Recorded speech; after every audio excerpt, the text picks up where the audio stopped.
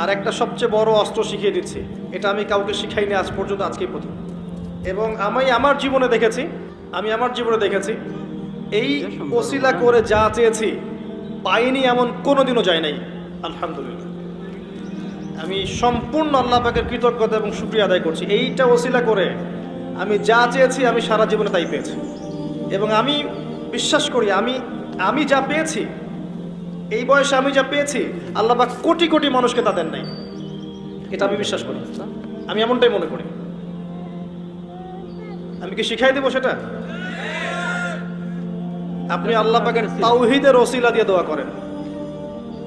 দোয়া করতে করতে আল্লাহকে বলেন, আল্লাহ তোমার তাওহীদের কালিমা লা ইলাহা ইল্লাল্লাহ এর ওসিলা করে তোমার কাছে আমি চাচ্ছি, আপনি পাবেন ইনশাআল্লাহ।